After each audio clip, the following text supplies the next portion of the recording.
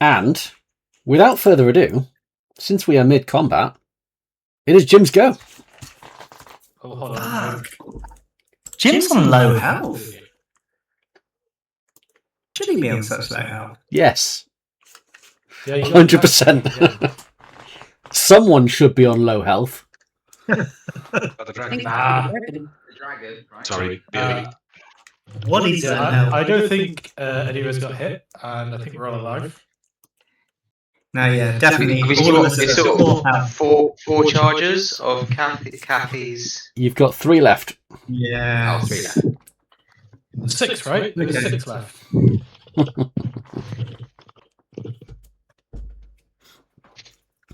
So, I thought Jim last round he swam, didn't he? And then did he not give himself temporary? Yeah, he did give himself temporary hit points. Happy days. And he took extra hit points off because he had previously miscalculated 15 rather than 12, as he should have. So he's got 10 hit points, 34, about 2/3 of his hit points. Jim is going to go full retard, probably. We've got. Where is the tome? The tome of the lords and ladies. So that is over to the left with Edge. Yeah, I believe Edge picked it up and then threw it on the ground. Yeah, so I think with currently bonus action. Threw it on the ground. Jim's bonus action, he's going to command Murray to pick up the book and bring it and bring it towards him. Okay, how far can Murray move? I think he can fly 40. Let's just double check. He can fly 40. Okay. So you're picking up the books in action, is it? I'll let you have picking up the book as. Actually, no, he's tiny, isn't he? Yeah, he's so tiny. yeah, that I think that would be an action. Unless I'll let you have it as a free action if you make a check, in which case might drop the book. Or you can have it as an action and you definitely get a grip. Are you going to try and fly to the Periton? Yeah, pretty much. Trying to relay it back. So he won't actually do the check. He's going to really go down. He's going to wrap around it. Okay. He's going to pick it up. So he's used 5 foot of movement. He's going to then do 35 foot towards the Periton with the book. Okie dokie. And that was Jim's bonus action. So Bonus action and movement. So Jim is probably. This dragon isn't looking. The dragon's looking perfectly fine, isn't it? I mean, that you've done a lot of hits, but there's no way of you telling kind of how it's doing. There's no way this isn't a two-face fight. Come on.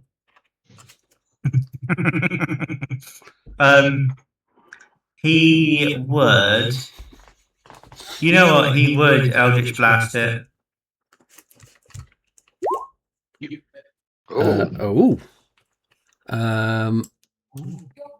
So that is 20 and 23. They both hit. Both hit. Okay. 8 and 14. Okay, so before the Eldritch Blast, you had done 163 points of damage. The dragon's HP was 168 HP. So as the Eldritch Blast fires into the dragon, it locks eyes on you and looks confused and this is not how it's meant to happen.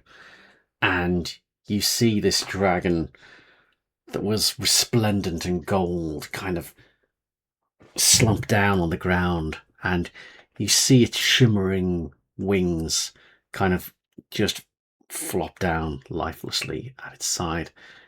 And then they seem to just shrink down and shrivel almost.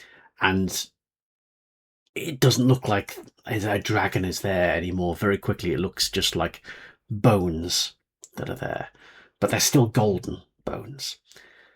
But then as it keeps on kind of diminishing, it's like the bones are moving and reconfiguring.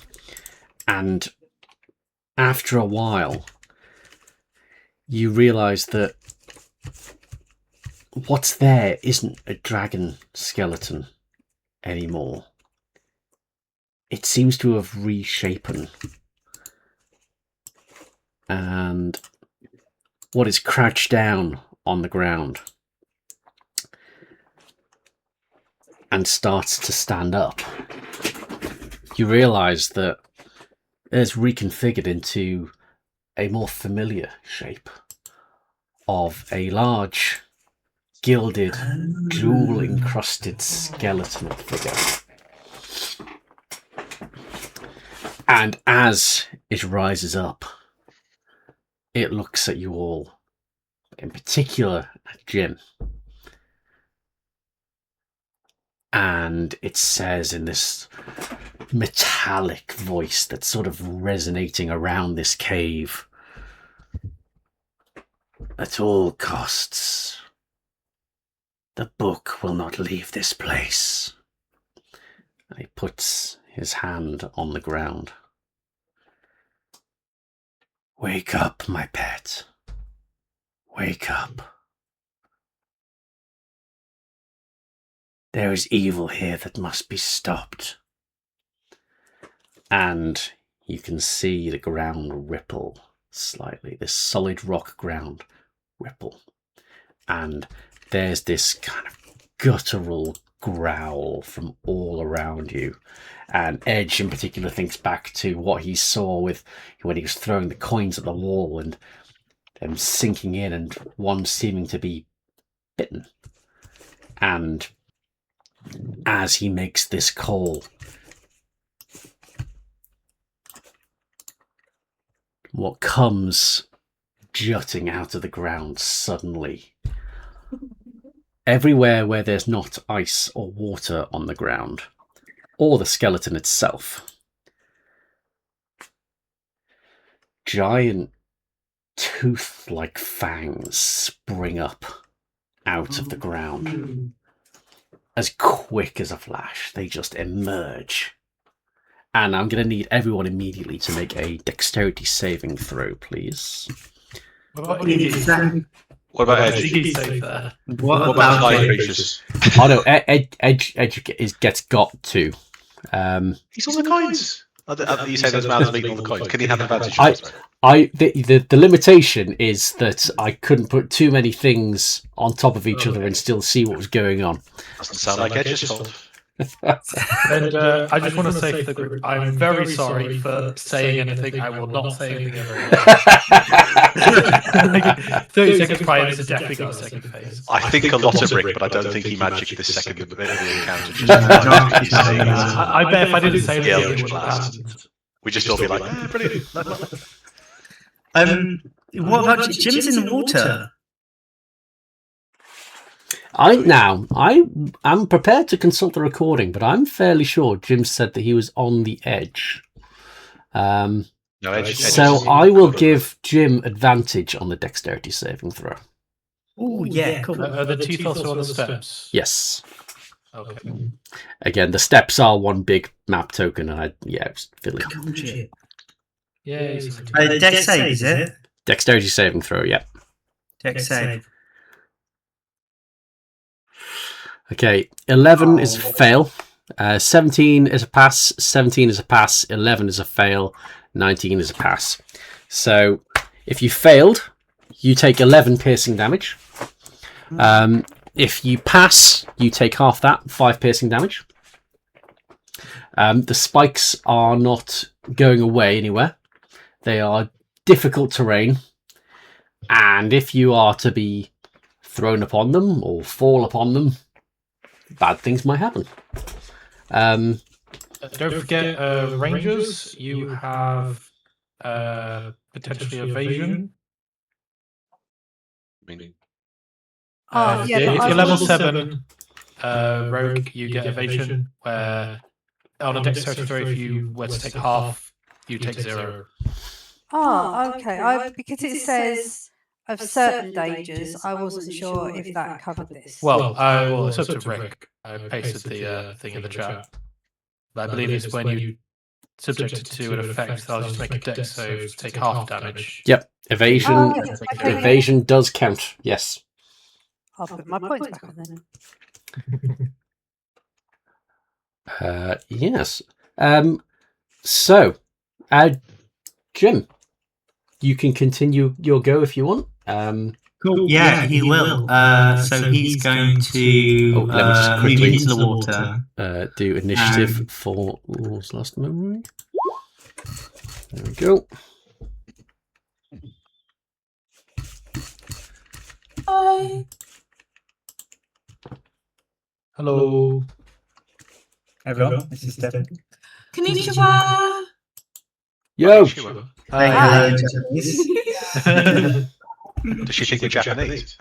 Yes. Yes. What is it about our appearance? We get that a lot. I mean, other than Jim. Must be my DDR man in the background.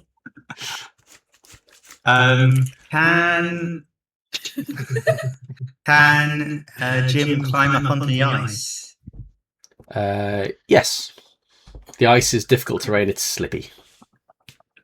So Jim will use. Sorry, he was here. He will use 35 foot and the last foot to climb up onto the ice. Good stuff. Edge.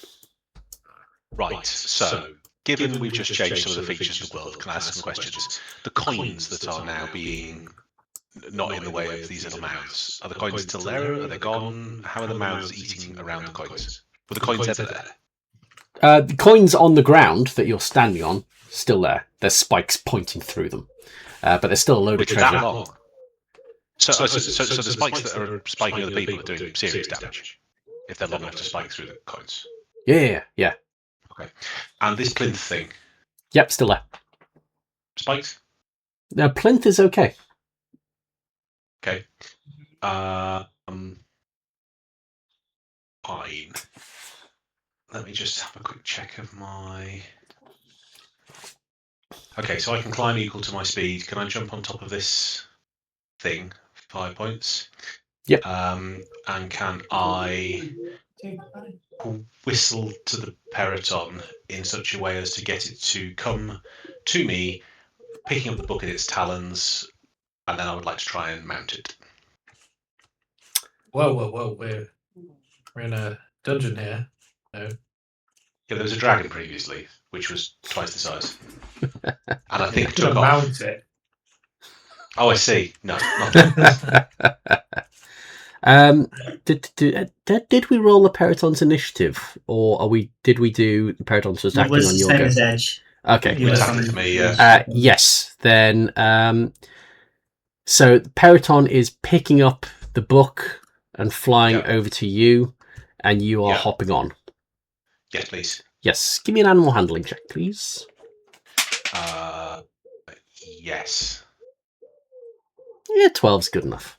You don't fall onto spikes Hooray! yet. So I'm now riding a Periton that's holding a book in its claws. Yes. Cool. Now,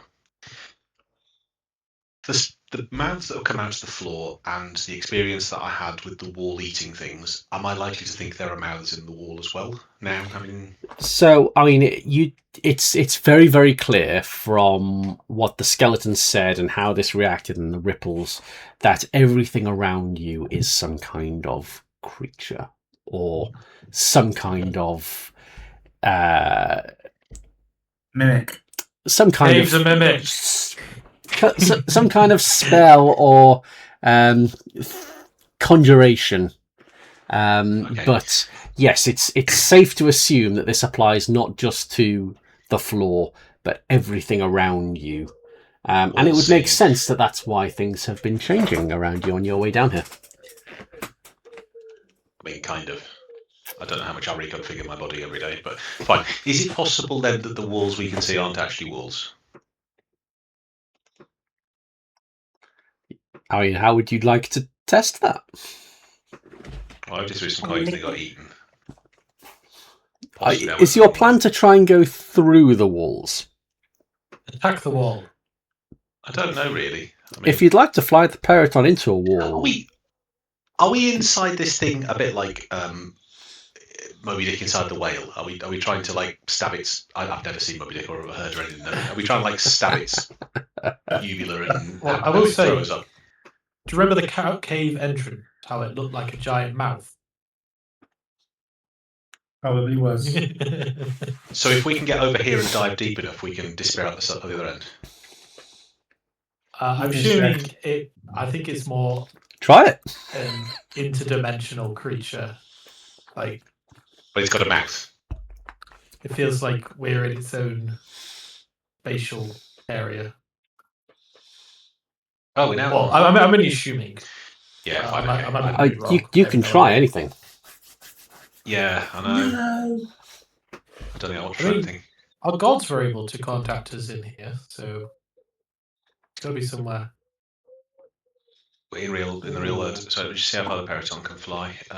Does anybody know Banish? 60. No. Oh, fuck you. I was thinking, if we just banish ourselves, do we just go back to our own plane?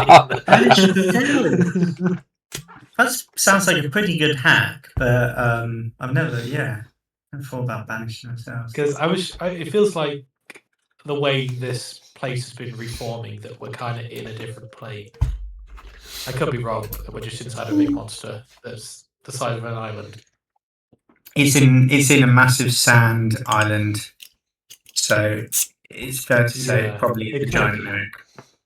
Just meta speaking, not actually speaking from our characters.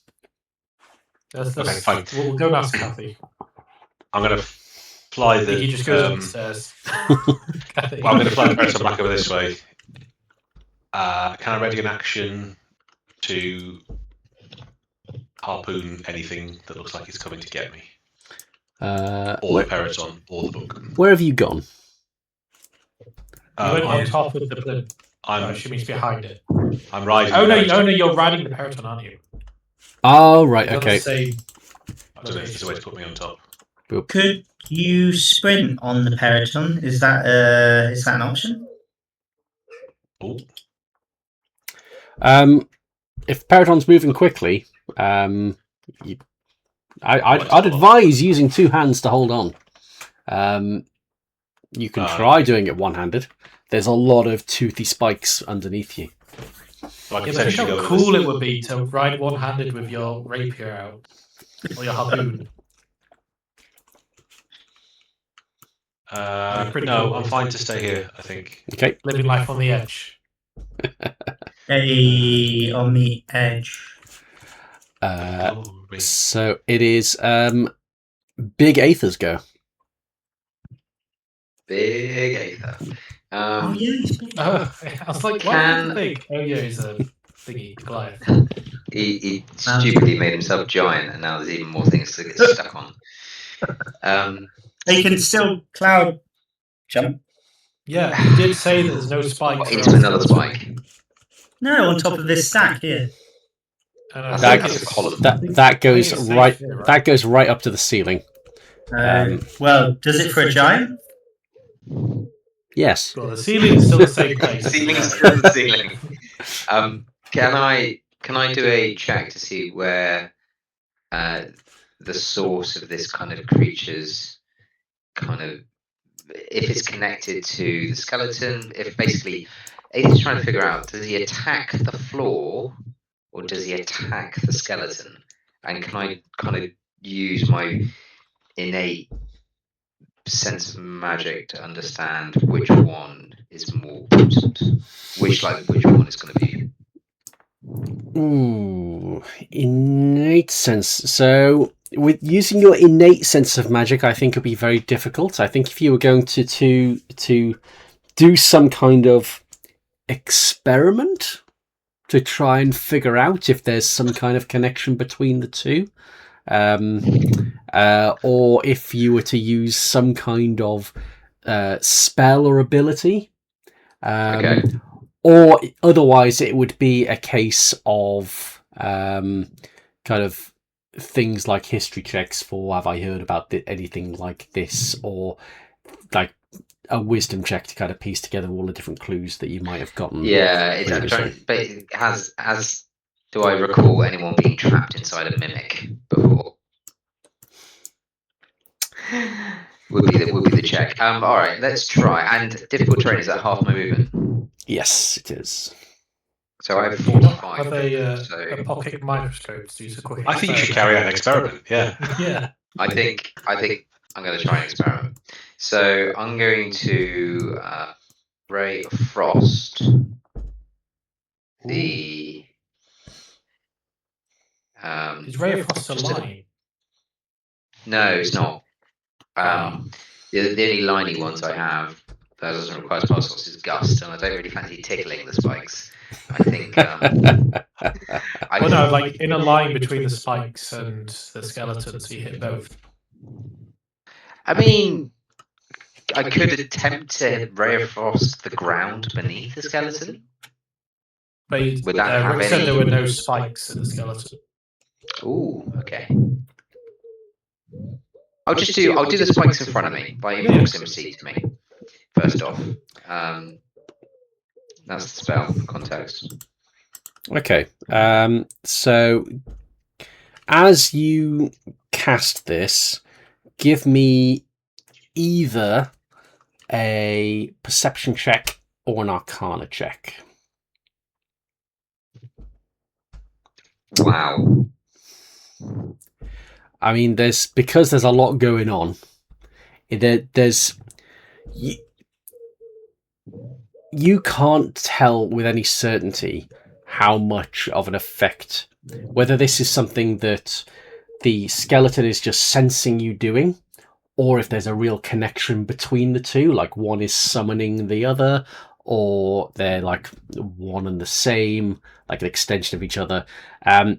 You can't get for certain with a 13, I think, any kind of sense of any real connection.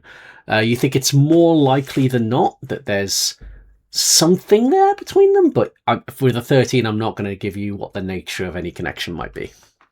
I'm going to shuffle across. I'd rather get some distance from that skeleton if I can help it. Aether will kind of gesture over to the guys. Is this? Do you think this is a lord or a lady? It's hard to tell with a skeleton.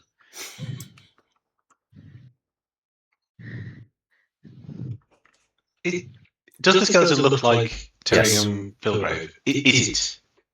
Or is it like a copy of It's a him? memory of him. Remember, the dragon called himself Tyrion Filgrave. It's a memory of him.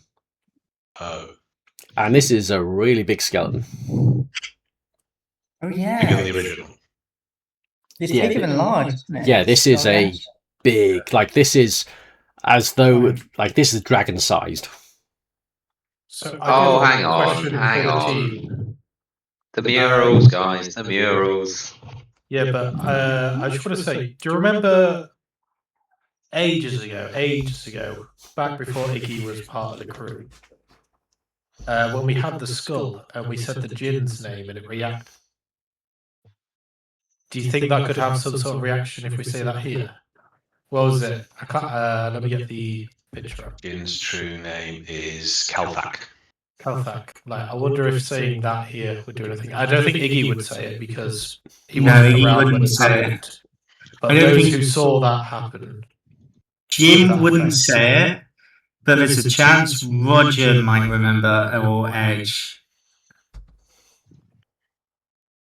Is that a roll? Is that a roll to see if they Well, I mean, that's that on their respective goes. If it's about that long. So I remember that when because Edge said it, thinking it would summon some magical thing to save them when they were having some problems with, I don't know, whatever was going Makes on. sense that Edge would. But it didn't. I don't think it reacted in the way, and I think he took away the idea that he didn't know enough of the language of the thing that it was doing. If only he could speak whatever it was speaking. Pretty sure we said Calfac, and then the whole jaw chattered.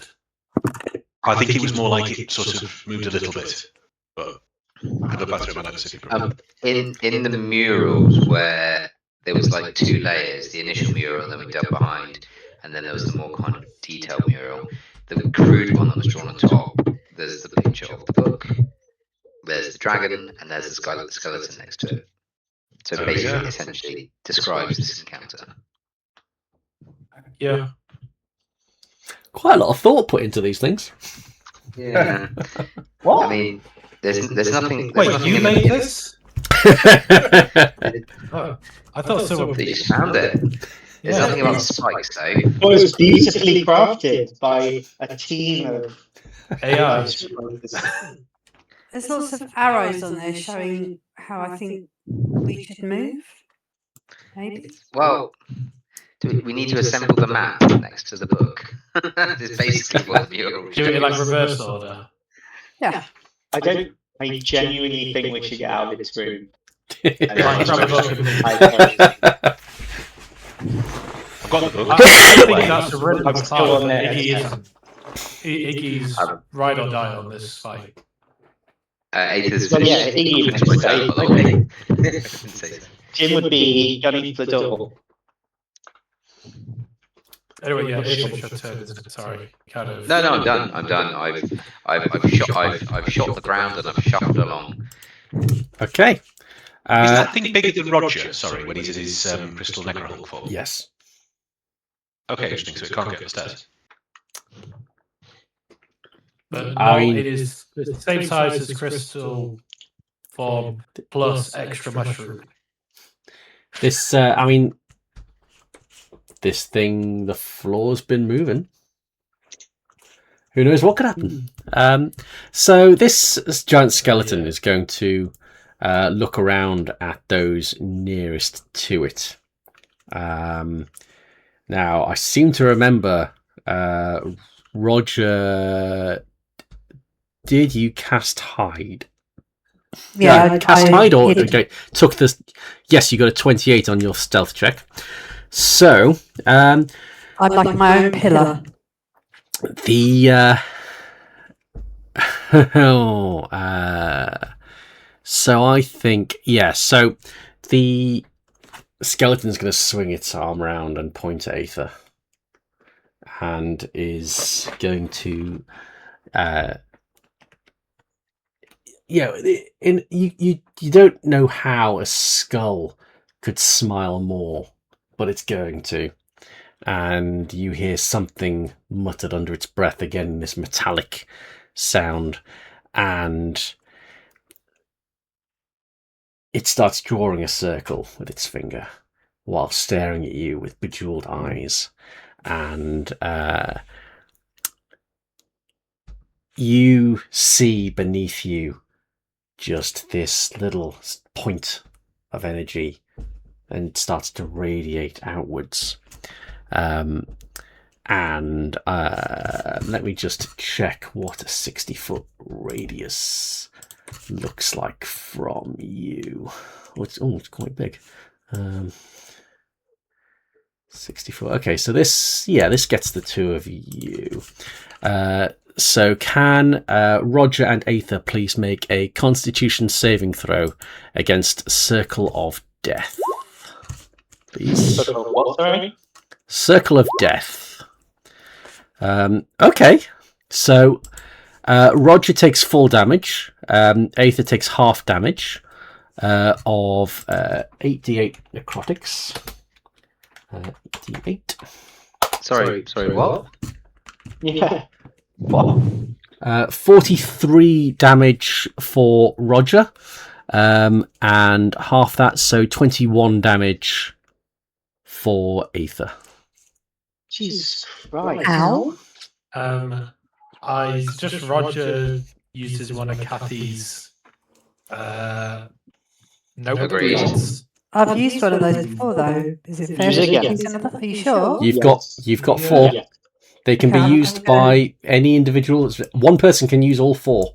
I will But note the note shit out of this then, please. Thank you. Yeah. Okey-dokey. Yeah, you Roger, would go did you down make- to 1 health. Fucking hell.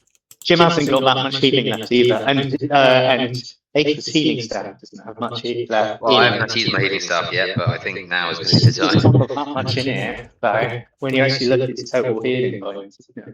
Okay, so that's 2 used. So Roger, you're fine. Aether, you take some damage. And this thing is going to move. Does he take damage on the spikes? He's treating them as difficult terrain. So there's an unspiked area here now that he's left.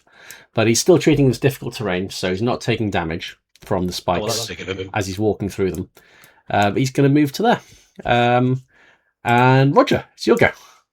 I just have a quick question about my Cordy, one of my Cordy actions. The Spore Bomb thing, I've got recharge 5-6, and you told me last time what that was about, and I cannot remember for the life of me. Yeah, so basically, if you want to use that again, you've got to roll a d6, and if you roll a 5 or a 6, then you use it again. Then you can use it again. If you roll a 1 to a 4, then it doesn't recharge. But you don't lose the action by seeing if you recharge. Okay, cool. In which case, I think I'd like to take my second time of turning into Cordy, because I've done it once, haven't I? And I can do Okey-dokey. it twice within a long rest. Let me find the thing. Hello, Cordy. I think it went off because you hit 0 hit points. Yes, and I changed back, didn't I? Yeah. So, So if you re-summon, let's put that back to... Do I regain my full hit points? Oh, you have. I've gone back up, sorry. There we go. Thank you. Oh, wow. Cordy is big. Yeah, he was one size bigger because he ate an extra mushroom while he Yeah, was big. that's bigger than I remembered making Cordy. So, yeah, Cordy is... So was that's a bonus? Is that a bonus action to turn into Cordy? I can't remember what I said. I genuinely don't remember. I can't see anything on here, but I'm happy if it is. But I'd like to attempt to chuck my Spore Bomb at him. So I need to roll a d6, yeah. So first time, you can do it. Oh, I see. Okay, cool. Yeah. So it's only the recharge. So Spore Bomb, what do I need to do? 15 con save. Con save, pretty good at con. Oh dear. It takes 8d6 necrotic damage. Roll your damage, please. Oh! Oh, wait, smile. I think, yeah, I'm gonna let you have that. Now let me just check the size of this thing. 20-foot sphere. Yeah, you don't get anyone else. Nice. Awesome. I think that's pretty much all I can do. I'm like a bit of a one-hit wonder. The recharge thing, sorry, that would be on my next turn if I want to use it again. You can roll it now to see if you have it available. It's entirely up to you. Yes. Next turn, you'll be able to do it. Iggy.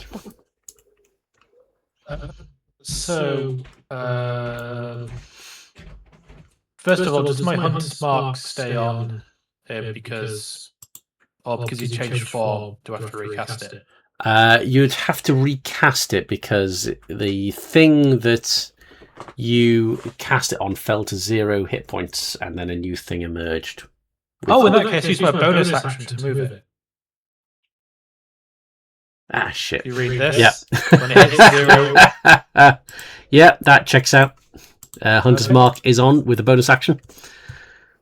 And then I'm going to use my action to cast Cure Wounds on myself. So if you're using a bonus action to move it, This is an action. No, Cure Wounds is action. no. For Hunter's Mark, Hunter's Mark is a concentration spell, and I think you took damage from the spikes. So, Yeah, but that. Oh, I see. if you're moving it as a bonus action, then that implies the spell was still ongoing. So I'd need a concentration check, please. Yeah, sure, that's fine. Yeah, 12. you make it. And your Cure Wounds. You touch yourself. Heal for 15. Nice. There's just something about Iggy that wouldn't surprise me about just jacking off mid-fight. Oh no! But what he does is the way he casts Cure Wounds is he has like a vial of blood that he gets out of his pocket and he cracks it onto his head, and then it kind of rejuvenates him, and he heals. Oh, Legit. that's upsetting. Is that Iggy's go? That's Iggy's go, yeah. Cool. Jim, you are standing on some ice. Yes, he is. Skeletoids, maybe tell you.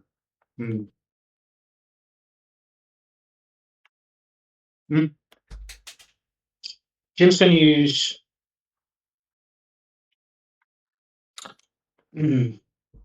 So Jim's going to use his bonus action to instruct Moe to stay with Edge.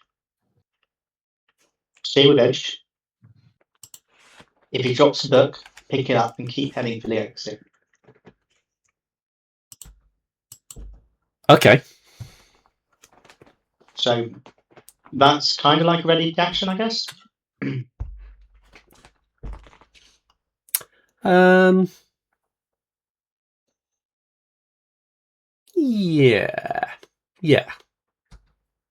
Yeah. Cool. And then Jim is going to Eldritch Blast. Old Lordy Skeletal Gold Man. And then he's going to very ungraciously jump back off the ice into the water. Go for it. He felt at home in the water, strangely. He felt safe. So you mean mimic saliva? He felt safe in the water. Turns out every drop of water is a mimic. 17 will hit, 9 will not. 8. Okay, 8. Don't worry, guys. Next turn, Iggy's turn, it's going to be easier to hit him. Jim's moved 10 to get into the water. And then he's going to do 30 minutes away. Okay. Edge, you are riding a Periton. The Periton is holding the book. What you doing? Talk to me about dash in the world of a Periton. I've got 60 movement. Can I do? Is that what that means? By the way, sorry. It says fly 60 feet. Yeah. So if the Periton dashes, you can go 120. I will say that if the Periton is dashing, if you try and do anything other than hold on tight, it's going to be going to be very hard for you to do anything without falling into the spikes. But yeah, you can move 120. Okay, so keeping somewhere respectfully distant, Edge is going to dash on the Periton to over here. I can't move it to the right place because I'm snapping, but I don't do that. I'll put Edge next to it. The Periton's where Edge is. And then, can I have a more detailed look at the dude and see how similar I think it looks to the skull that we had on the ship? Yeah, give me a perception, an investigation check or perception check. I'll go with perception. Like a golden skull.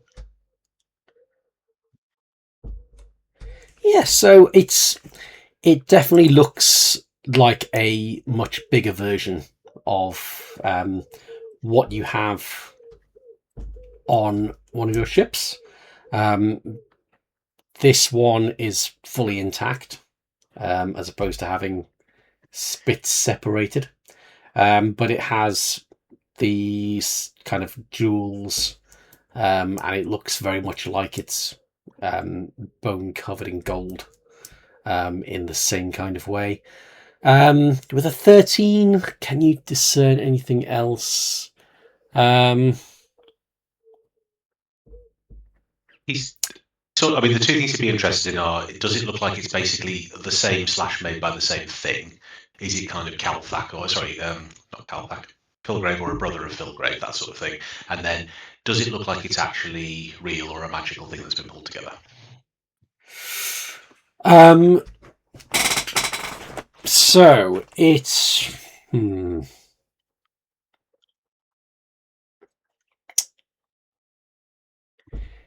it's definitely, so you can't tell whether, let's see, what would you be able to discern?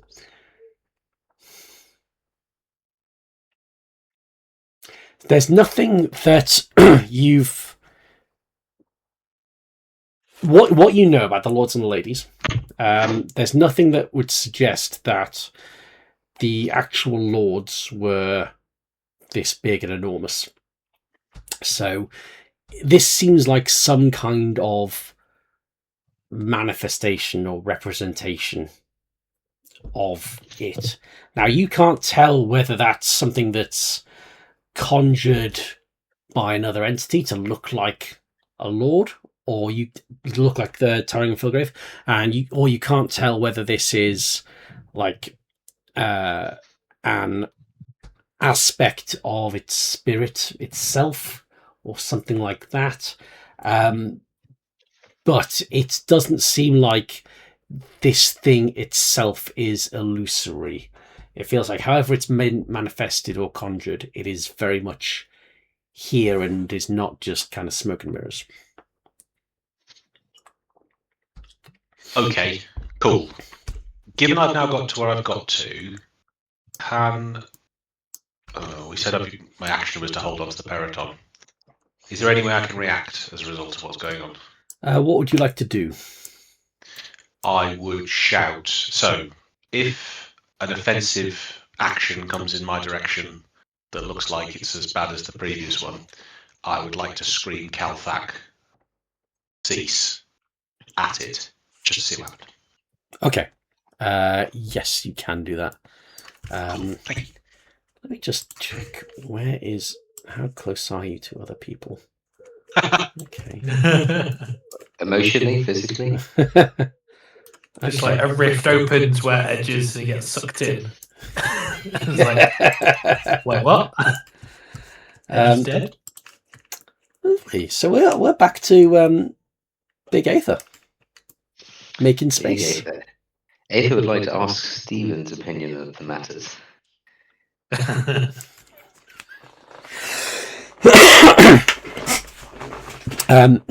In your head, you hear.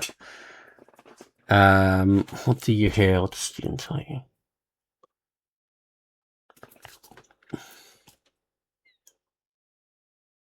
You have to be careful. You had a piece of the power of the lords and ladies. You might think you wasted it, but it certainly had an effect. This thing is a lord. This thing has that power. Be careful.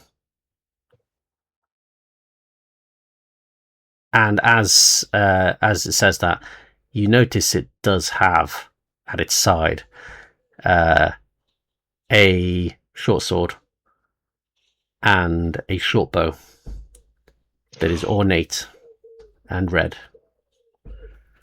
and looks somewhat familiar. Holy shit. And I'm all out of slot slots. Be careful, you're in grave danger. Right. At grave because he's a skeleton. I'd like to imagine that, like, you hear this out loud, you just hear Iggy in the background going, "Ha!" Would you say you're in Phil grave danger? Oh. Hey.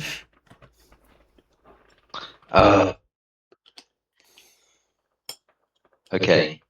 So I just read the wording of Rick's favourite spell. Okay. I would like to. I'm going to move and I'm going to heal myself. So I'm going to move.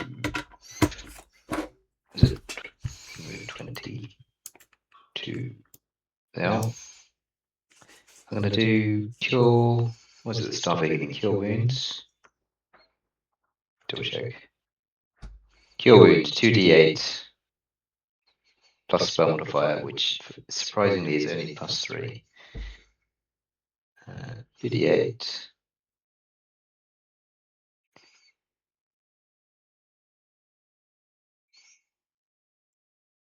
Oh, 15. So +3, 18. So heal myself 18. Very nice. That's way better than I thought it was going to be. And I will warn the others about what do I want to yell it across? No, I'll say it to old Necro Hulk nearby. I said, don't let him use his weapons.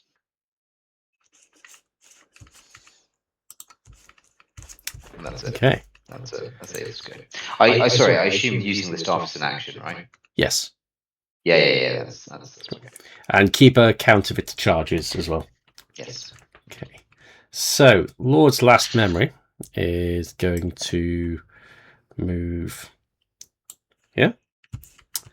And is going to cast a spell on Edge. Why No, I didn't. I've read his action shouted. Oh, right, okay. Yeah.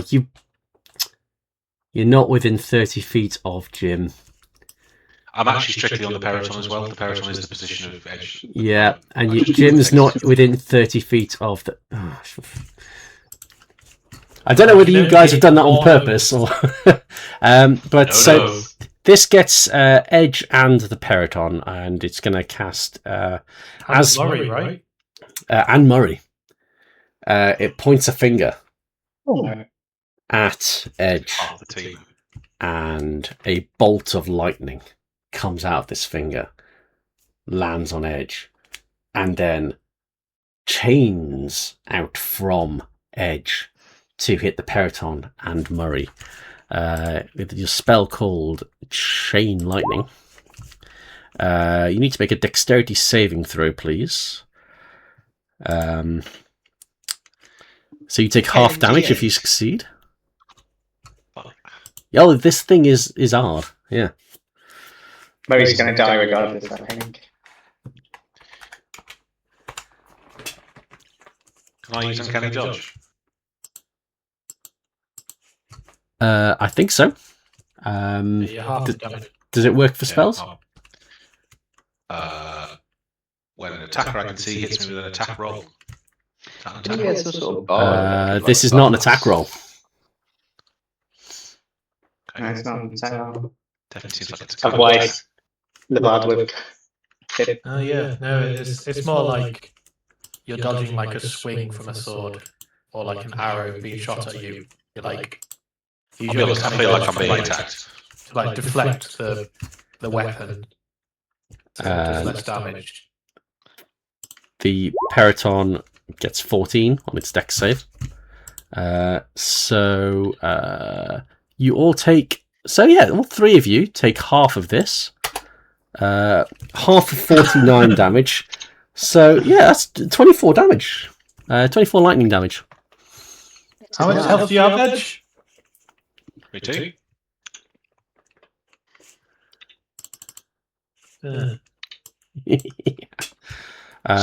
So we do have two more of what's the name's things to use, right? So the Periton can make it as a dash to the door next turn. Edge also needs to bear in mind, if you're making a dash to the exit, your little deal, and a photo I have on my phone of a number that I span on a dial. Yes.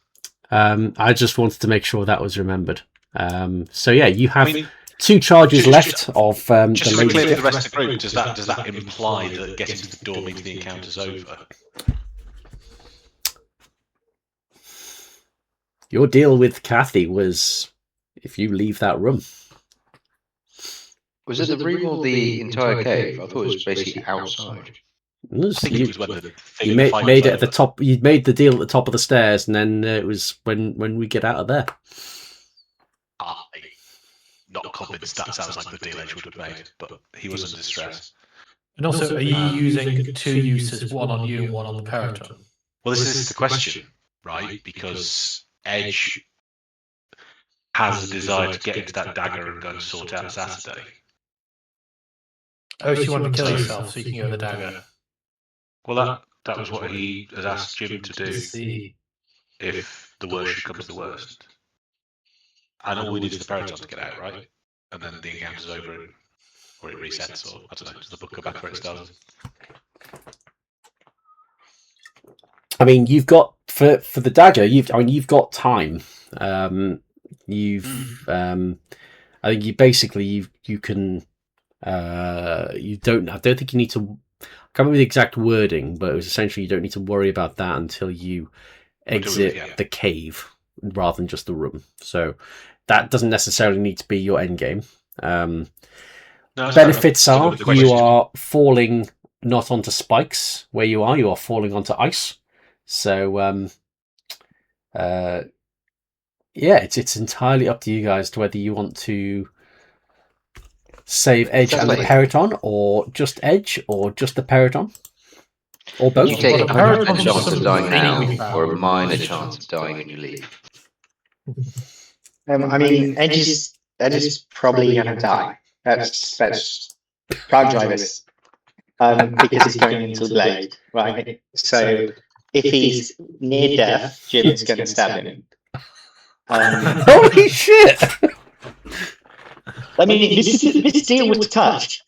And no, it was, to be fair, and it was he's gonna pop out later on super powerful. So it's all cool. So don't be wasting Kathy's old magic, magic saving hand. This is. I mean, I don't think I can make this decision by myself. I think this is literally the decision, right? Edge would be comfortable with this on the basis he gets to go in and sort out Saturday, and getting onto the exit is the goal. And that way you save charge. The Periton only listens to you. I know, but I've just been hit by lightning, haven't I? So I don't know quite. What is the mechanism by which we make the decision to use Kathy's power up? Any attack, by the looks of it. But so Edge is going to be knocked unconscious. The Periton is going to be unconscious. Okay. Jim, the transparency would happen next. Jim would go to stabilize him and have 2 thoughts about that. One is stabilize, one is plunge the dagger right into it. You stabilize or euthanize. I think. Okay. I think the impression that Jim should have taken from that is basically if it's all over. So if there's a chance that Jim can bring him back, then that's cool. But before the permadeath. Yeah. I think Jim wise enough to understand the amount of time and effort that might involve. Yeah, so if it seemed legit that Jim could just bring him back safely and we've got more fight in us, he would, because he's a healer. Yeah. Like how Jim would pick up on that, but not Book's, ongoing romance with him. Hey, have you met men? Men. Yeah, true. All right, so are we resing the Periton and having it run to the door next turn? So if it makes your decision, if it impacts your decision, at all as well. I mean, this is not me trying to influence you. This is something that you would know as characters. The Periton would be significantly easier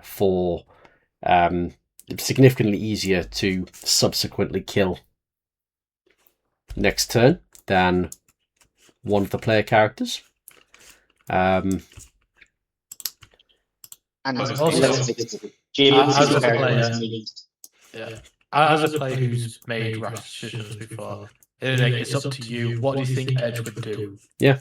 Don't always think, oh, but the party might. No, fair. Okay. And also consider anything else that you or the party might want to do, if it's sneaky or non-combatty or like using resources or items and things like that, you have as well. Fine. Okay. Edge would direct Kathy to save the Periton, and with his last thoughts, send it to the door and fall down and hope for God and Providence and ideally Jim to come and save him. Okay, so the Periton is unaffected by the chain lightning. Edge is down to 0 hit points and will be making death saving throws. That is... let me just change this to 3. So you have one of Kathy's gifts left. And it is Roger's go. Oh, sorry, I should have said it before. Edge would have shouted in reaction to that, right? Yes, so you shouted out the name. And the response that everyone else would hear as you drop unconscious is...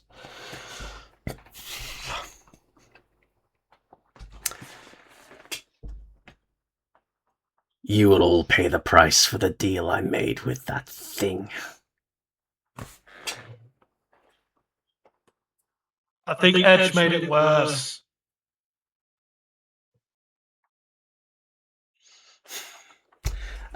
Roger.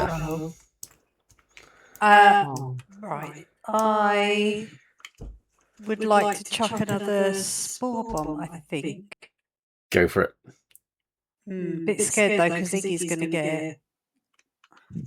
Don't worry about Iggy. Just get closer. Just chuck it closer. You can. Oh, okay. You can aim at the. Okay, cool. So. Yeah, where that was dinging just a minute ago. It's got a 60-foot range, I think. Yeah, so it makes a 20-foot sphere. So yeah, if you drop it like here, it'll safely get the skeleton and no one else. It's a con save. Makes it. Boom. Is there anything else that Cordy would like to do? There's nothing else I really can do. Are you doing any movement, or are you just staying where you are? I'm going to shimmy ever so slightly. What did the spikes do to me? Is it just it slows me down? So it's difficult terrain. You can work your way through them without getting hurt, on the basis that you're taking it carefully. If you fall on them, then it'll be painful. Okay, so I'm going to shimmy. Thanks. Down here a little bit. So I'm kind of. I know I'm huge, but I'm using the pillar as a little bit of line of sight, in the hopes that it might help. You are comically unhidden. You're wailing on the skeleton. I'm like a 2-year-old that goes, I'm hiding, and then like standing there with their eyes covered. Oh, is Aether now hidden? Absolutely. I'll be your windbreak, don't worry. Okay, Iggy, it is your go. Right. So I'm not sure how this is going to work. I'm hoping it leans on more of the side of the rule of cool, if anything. But if Iggy's currently riding Eggy, if we run up to the Lord, can Iggy jump off Eggy, do a cool flip over the Lord and land on the other side of him? Yes, there's spikes on the other side of him, but that's fine. Yeah, if you really want to land on the other side, Can I do something while I'm jumping over him? If you make a successful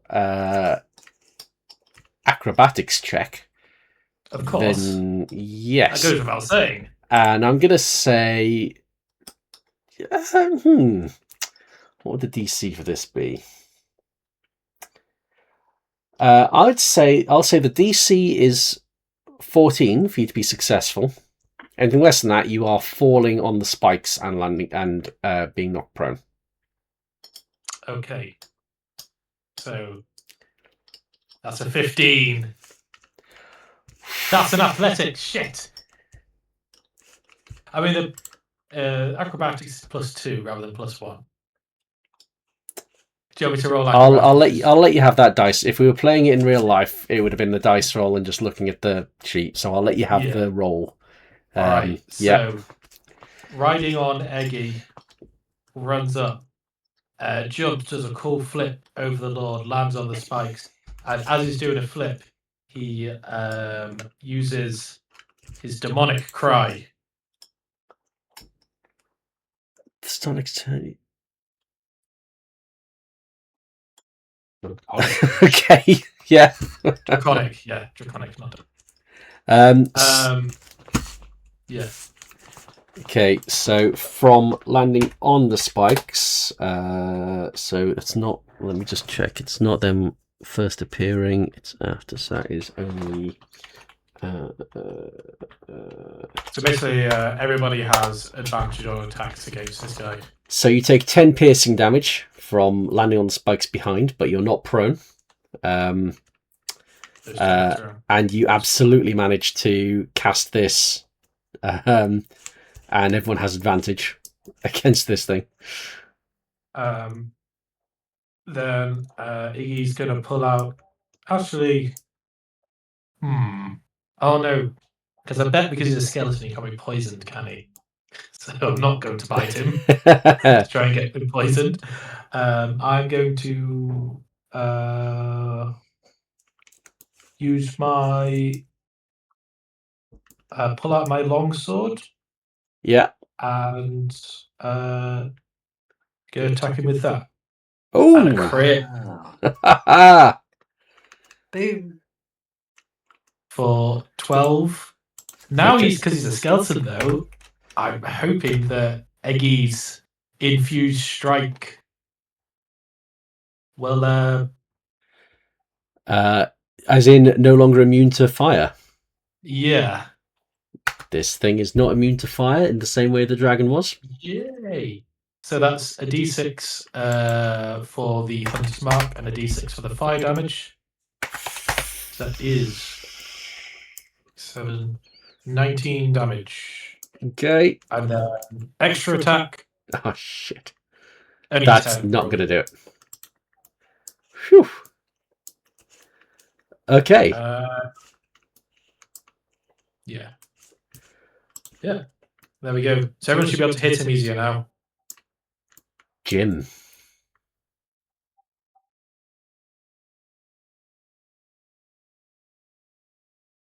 You know who is easy to hit? Yeah. Harpoon Jacks.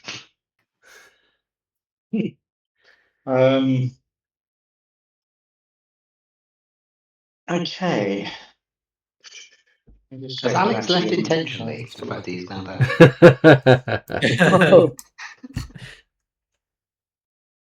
there. Jim's gonna swim up to edge and with a bonus action, he is going to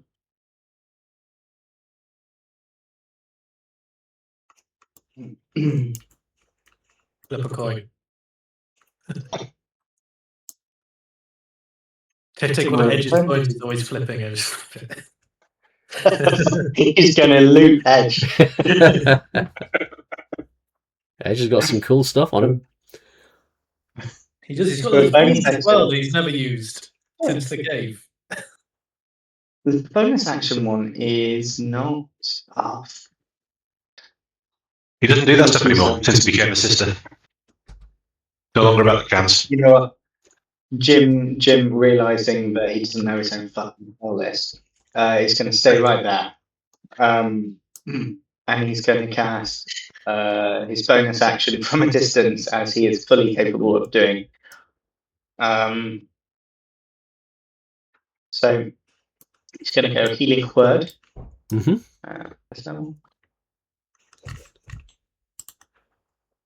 For 11 points of diggity damage. On Edge, I presume? Yeah. And then he's going to swim over here, pop his little head up, and he's going to Eldritch Blast. Eldritch. Okay, Edge, you pop up with 11 HP. And yeah, fire your Eldritch Blast. Oh, you fucking bag of bones. Ooh, that's some good rolls. That's yeah. They're very good rolls. Advantage. Yes, yeah. Shame it wasn't Still a crit. Still. He's going to do 14 points of damage. That's 14. Decent amount of damage.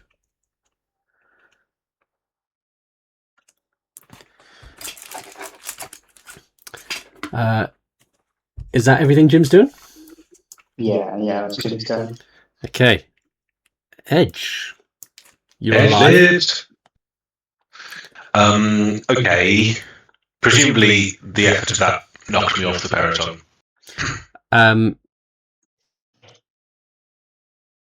Yes, you can climb back on the peloton. That's my action. It's your action, it's not the peloton's action. Sweet. I shouldn't have said that. I'm going to climb. I'm going to climb on the peloton, and the peloton is going to fly to the exit. Okay. Interesting. See you later, guys. Upstairs. Back into the next room, please. You picked the book back up there, right? But the peloton never dropped the book because Kathy saved it. I just can't move the book. Let me just. We just left the book. That was there, and we'll put that there to remind us. Okay. Skeleton's not happy. Skeleton is not happy. Diddums. And may have given it the finger as you entered the flew upstairs. We'll come back to what the impact that will be on Edge in particular. We go to Aether.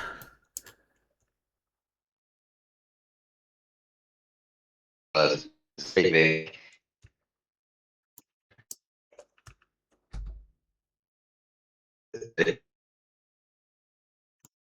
Oh no, he's dying. Oh, Lost connection to the real world. Ooh, can you hear me now? Yeah, we can hear you now. We can hear you, we can't see you. Hear me now.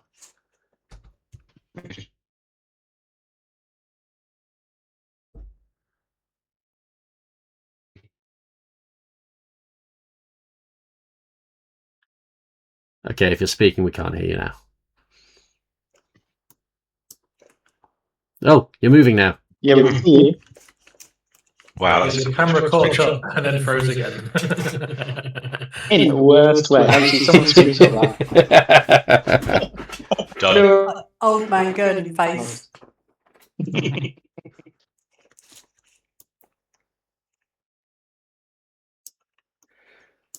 So I would normally skip and then we come back, but given that it's the skeletons go straight after, that might not be a good idea.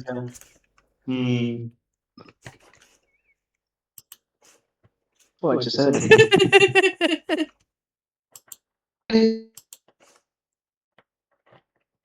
But how about now? Yay! Yeah, you know. Oh, You guys absolutely fine. There's no delay my end. Weird. Very weird. Right, yeah, let's do this quickly then. So I'm going to do Witch's Bolt, first level, 19. Now, do you want me to do it again for advantage? Yes, in case you crit.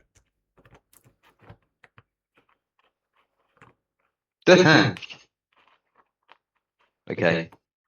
So not seeing any we rolls on that. can't see what you Only rolled, one. so it'll take some time to. So you'll have to tell us. Oh, it's 19 on both. Oh, I Oh, see. then- Yeah, it's come up now. Cool. 19 hits. Okay. 14. Okay, 14 lightning damage. Good hit. Good hit. And that's it. Okay.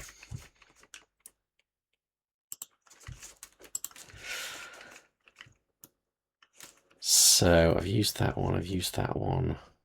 I've used Circle of Death.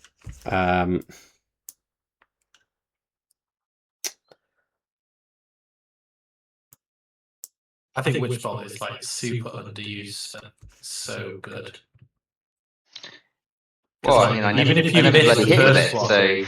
well, no, it says each of your subsequent turns you can take a bonus action to deal 1d12 lightning damage to the target automatically, even if the first attack missed. Oh, I didn't realise if you missed. That's awesome. It's like guaranteed damage. Well, I think that That has is pretty- decided what the skeleton's going to do next. And that is to point a finger at Aether. And this is a sinister finger. It's a finger of death. And It's a I'm going to need Aether to make a Constitution saving throw, please, or take a lot of damage. Oh, dear. Okay, you pass. Great job.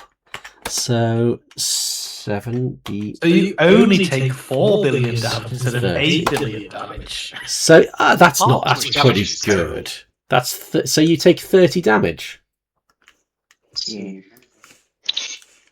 Okay, I'm happy to take the damage, but I'll probably spend the next couple of turns attempting to heal myself. If that we, seems fair. yeah, save using Kathy's, get out of jail free card. Seems logical. Okay.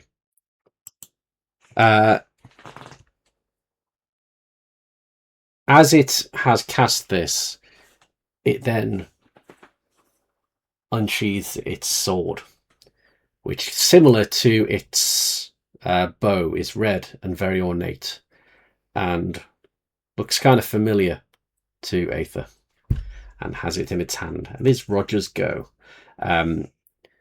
Edge has left the room with the book, and yeah.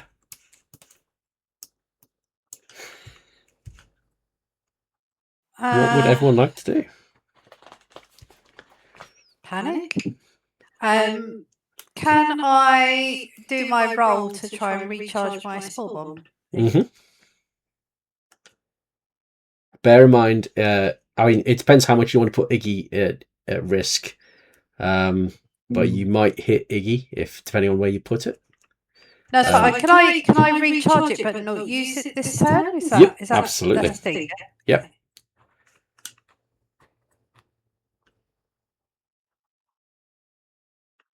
Or not? It does not recharge, but that did not take an action to do so. You have your full movement, attacks, dashes, all of that kind of thing.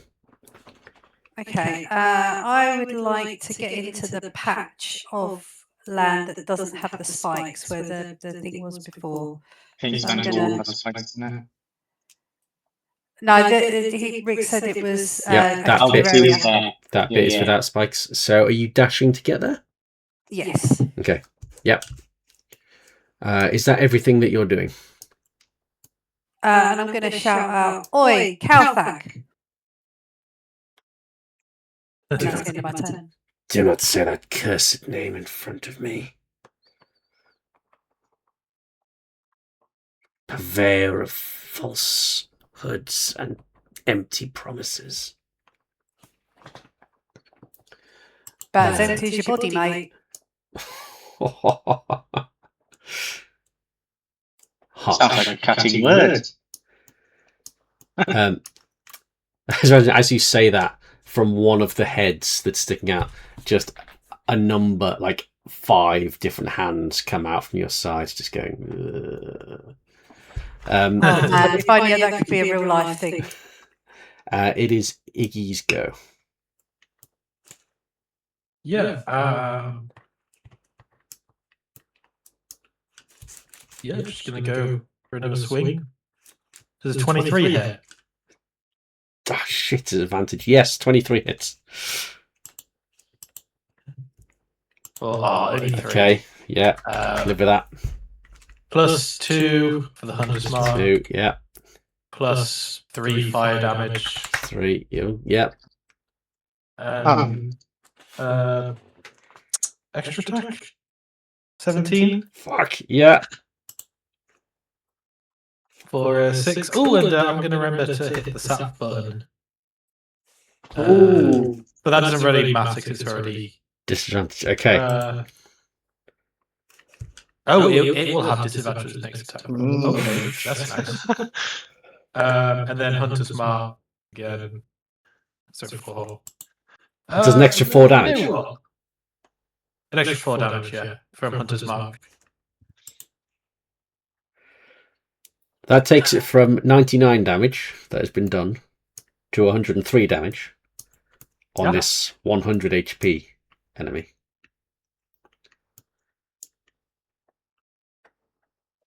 And as you strike this blow, the power that was holding these golden bones together starts to fade, and everything starts looking looser, and these bones start shrinking down closer to the size of a regular human. And as it shrinks down, it calls out to you all. You don't understand what you've done. What you're setting loose. No one can leave. And as it's falling, it takes this red sword, which Aether would recognize as being very similar to, in design, to the arrow of certain death. It takes this sword, and as it's falling, plunges it down into the ground at its feet. Ooh. Okay. So it's going to kill the mimic. And there is a guttural growl of anguish coming from the very walls around you. What was a ripple before is just an immediate shaking of the walls all around you. The walls start collapsing in. The teeth start writhing and spiking. The ceiling starts undulating. And you can see from the far end where the treasure is, of which no one picked up any, apart from Edge to throw some coins at the wall. It starts collapsing. And it is moving towards you all as you have defeated this thing. Does the skeleton drop down dead? It does indeed, and it falls to the ground. Steal his bones. As the whole place is caving in and the obvious thing we're in is dying, Iggy will turn, raise his sword and go, "I killed a lord! I'm a lord slayer!" In your head, Iggy, you hear, "My finest disciple. You will carry my banners and be my warlord."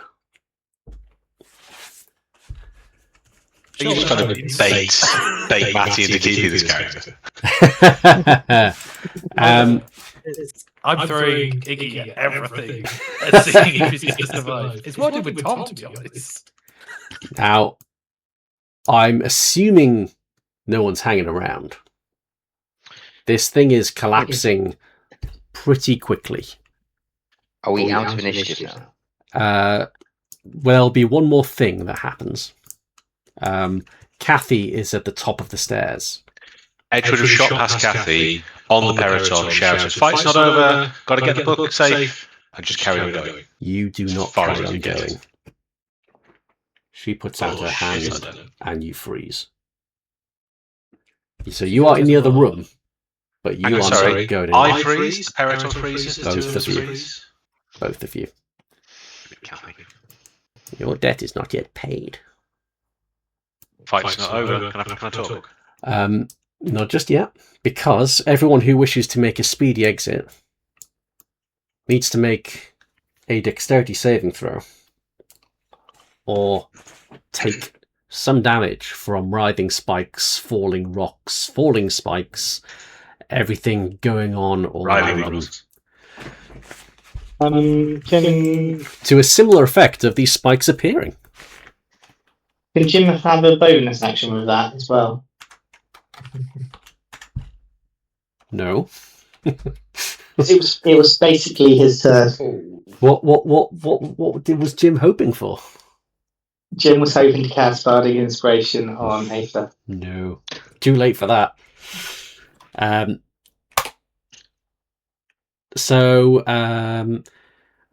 Cordy, you take 7. Iggy, you take 7. Aether, you take 14.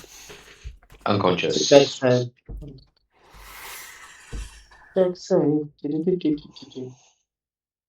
Oof. Oh, well.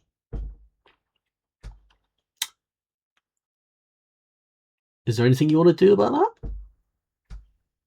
What about the dex save? About Aether being about to fall unconscious?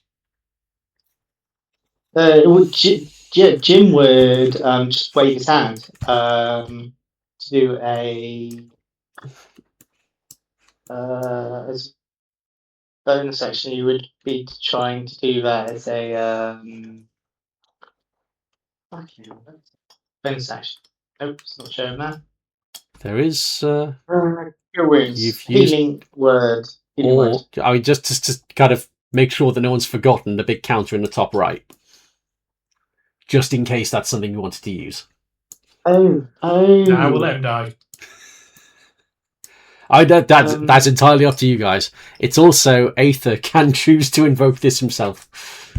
I can choose to invoke it myself. I mean, it's basically that or he dies, because you guys aren't going to be able to carry him out in time and save yourselves. No, we're not. I'm just wondering if we're going to get hit by something again, whereas Jim could cast Healing Word. He's got one left. This is going to be your one. You're all sprinting towards the exit and seeing if you die on the way or not.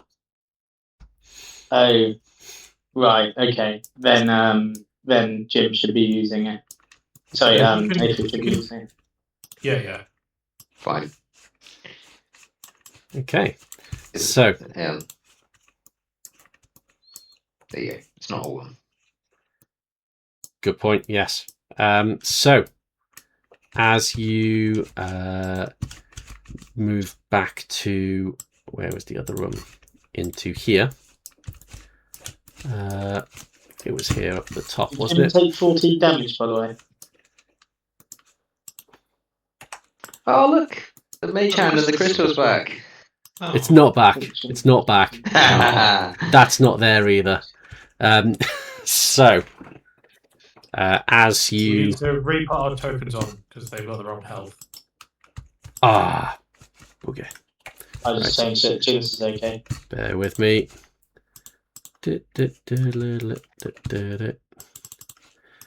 Zoom. Everything's gone black. Copy. It'll be in the wrong place, but that's okay. Paste. Crikey, you're big. I'm in the wall. Don't know why that's there. If there is a reprieve and time to do so, Aether would try and cast a spell. unless it were in full sprint mode. So you've exited this room. You're back into this chamber, and oh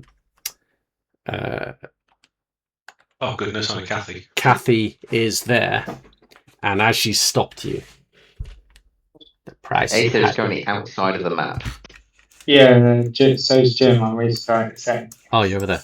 Doot. Thank you. Doot. The dial that I rolled and took a photo of with the time that it was rolled landed on 6 edge. So you are still up. Wow, You're down by 6 HP. And you are told, as you have the book in your possession, I suggest we exit here immediately. This place will soon be no more. You know a shortcut. With that, do you happen to know a spell called Dimension Door? Because a lot of our enemies have used it to escape.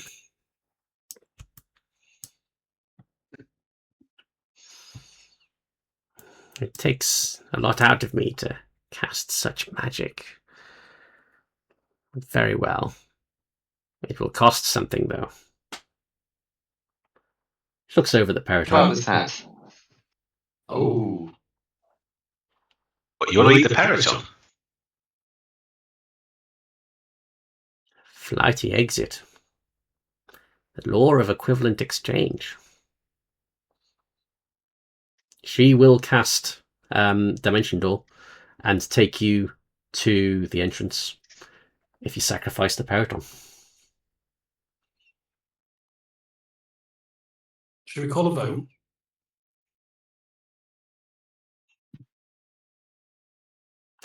She's not asking Edge's permission here. She's looking to the whole party. Well, I think Icky's opinion is quite obvious, but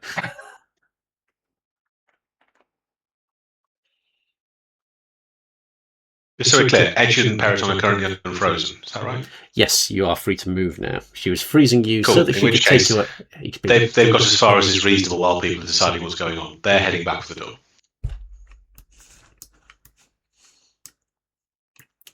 door.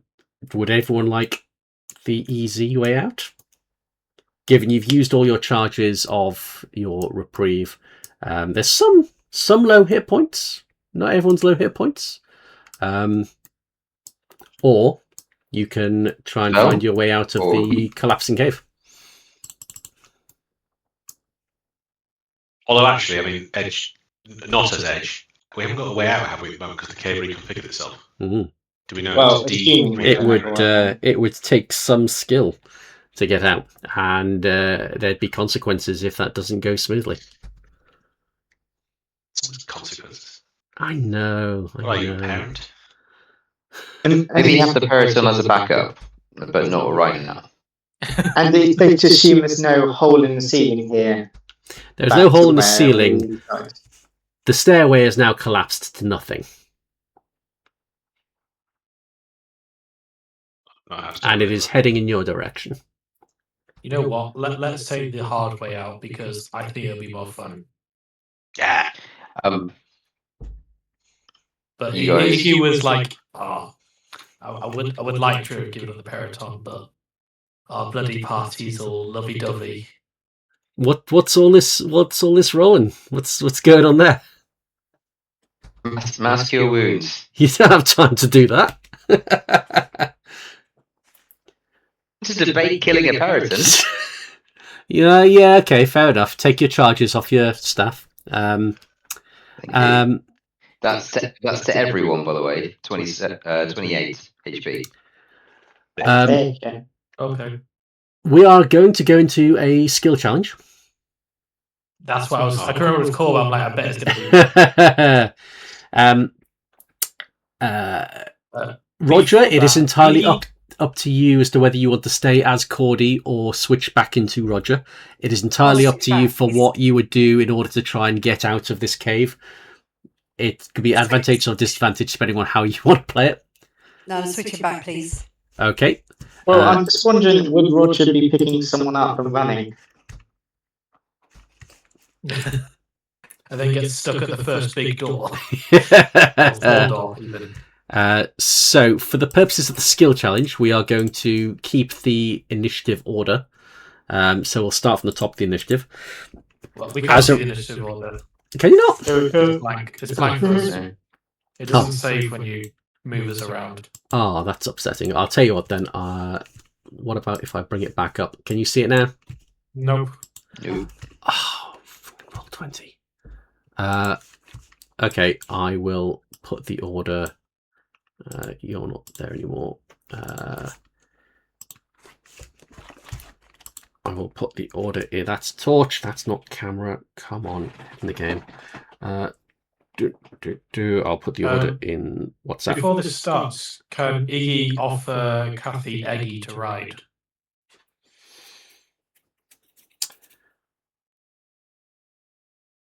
That's very kind of you. A very kind offer. This is mine to keep, yes? No, just help you out, because no offense, you're not as fast as the rest of us. We shall see. And shrinks him down and holds Eggy in her hand. Oh, not again! I'll keep him safe. So, the way the skill challenge works is you have a certain number of successes that you have to make before you get 3 failures. It has to be a skill that you roll on, and it's got to be pertinent to whatever you think would be useful in terms of finding your way out of a unfamiliar moving cave. So it can be, sensing the exit, looking for new doorways that have opened, hidden entrances, forcing your way through rubble, dodging out of the way of falling stuff. I'm not going to specify what the particular challenge is. It's how you imagine you are trying to get out of this collapsing cave. What do you do that you think would be helpful to yours or the party's endeavour in doing that? And it has to be rolling a skill from your character sheet. First up, we are Jim. So this cave is collapsing behind you. You have the path in front of you. You've been in this chamber before, but you know things are likely to be different. What are you doing to try and hasten your escape? So there's no chance of Jim being able to cast Bardic Inspiration on anyone? No. Bardic Inspiration will not apply to skill challenges. I will let you. So it won't work mechanically, but I will let you use a relevant skill if that's what you're doing to try and hasten people on and encourage people and drive people forward. That can certainly be absolutely. He'd be performing. Give me a performance.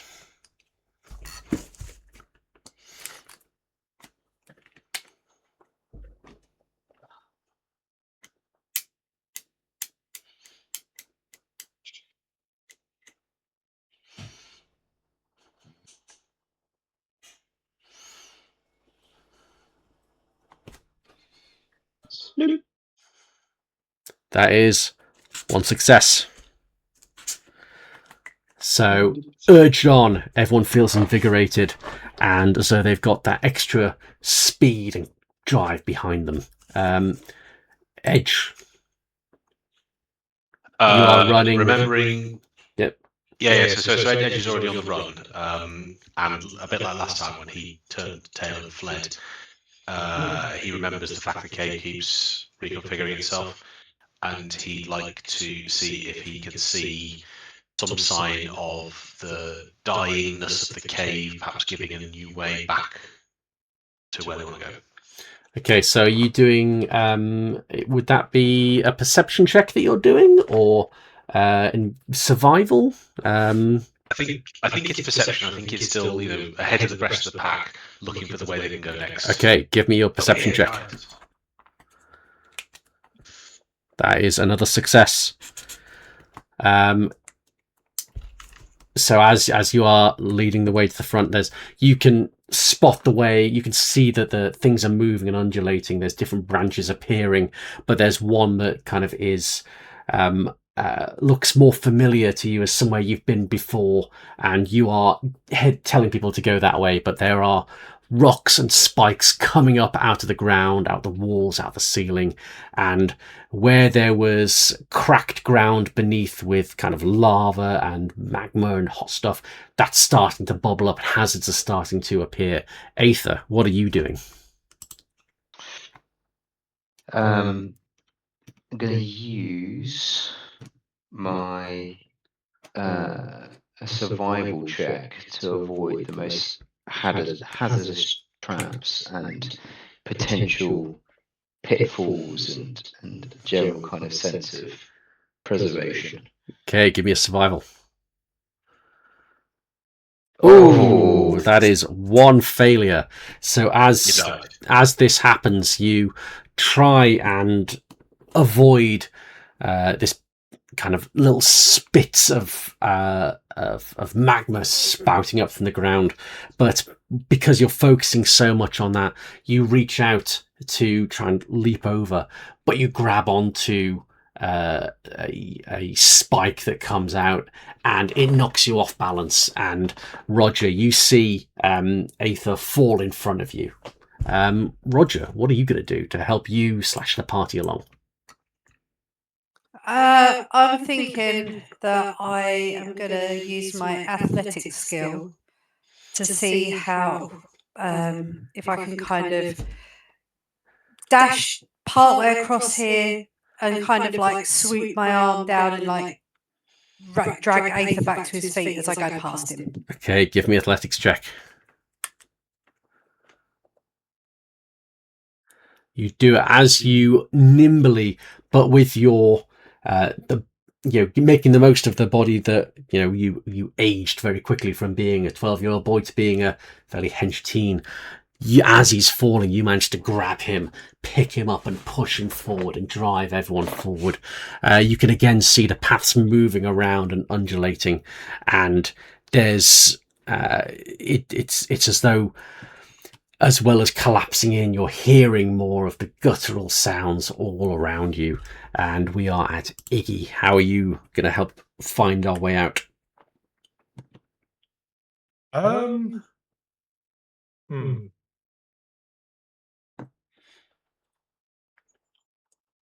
trying to think of what we haven't used yet.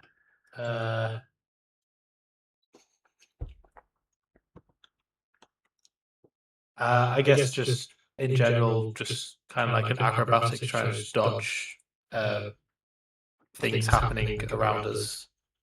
Maybe pulling someone out of danger that's about to get hit by a spike or something. Absolutely. Give me your acrobatics check.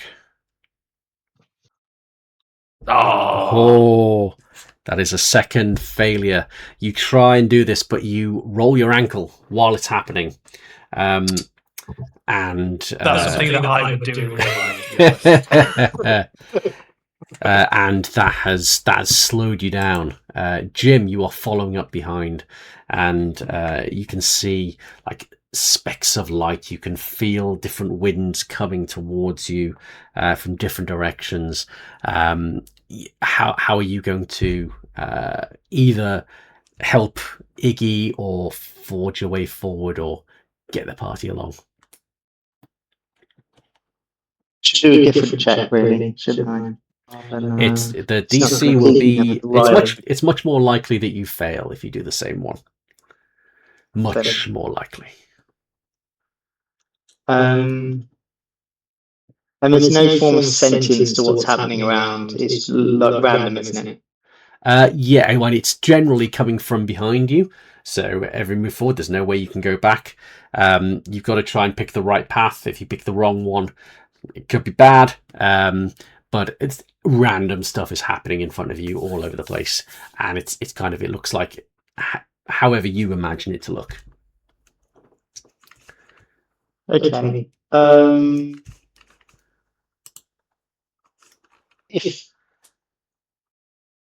If Jim was to try and kind of do a roll, maybe a bit of a jump towards Iggy to try and hoist him up a bit and get him back on his feet. Is that an acrobatics, or would that? I mean, Iggy's a small fella. He's only like 4 foot high. So yeah, so is Jim. So that could be acrobatics. Yeah, you could do acrobatics for that. Give it a go.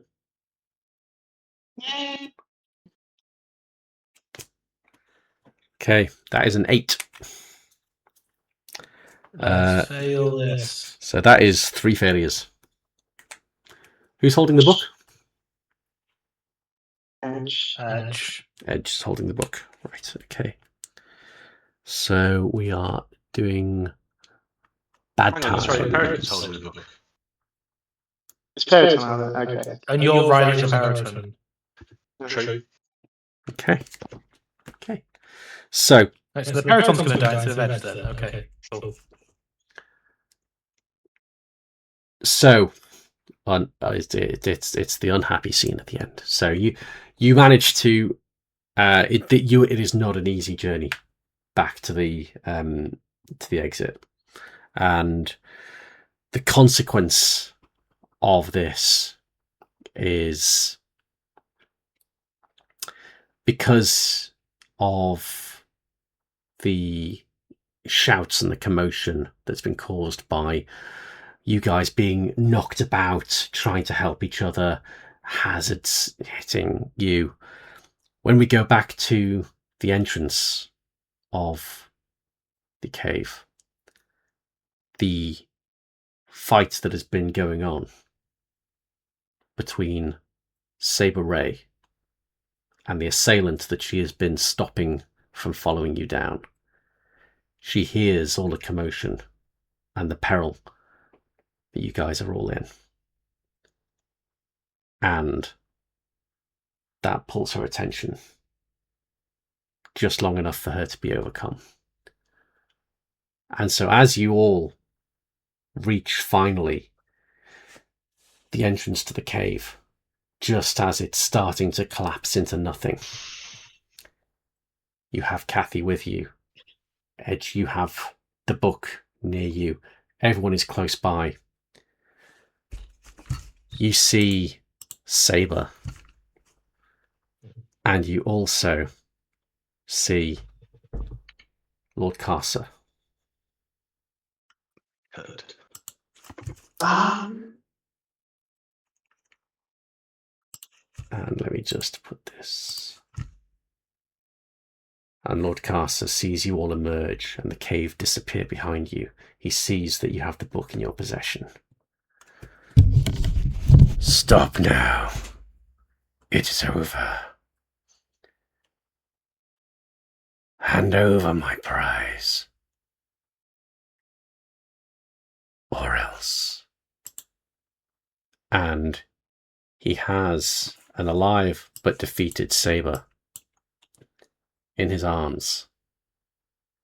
He doesn't have a weapon at her, but there is imminent death coming from his hands. And Saber looks to Edge.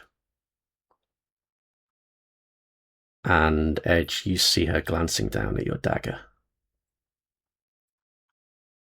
And then look at you. She has just enough strength to pull her jacket to one side. You'll know what to do, brother.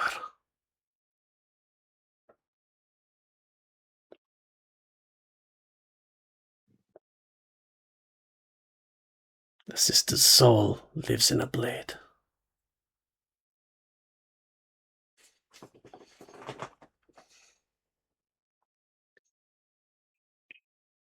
So how close is Edge to Carcer and Saber? You're all reasonably close.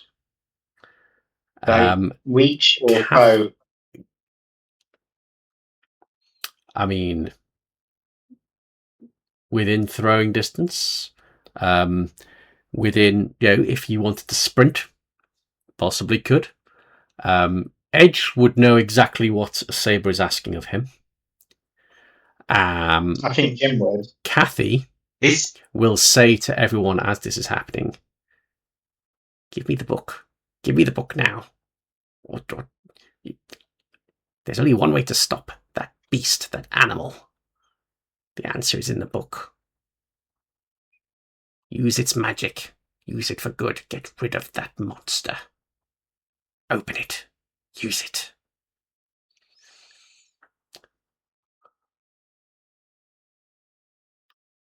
Are we saying, is Saber Ray going to die regardless at this point? How badly injured? Or it's not likely we're going to be able to save her by getting her back? Is imminent. So, Saber is... But I mean, if Carter just evaporated, is she still on the table?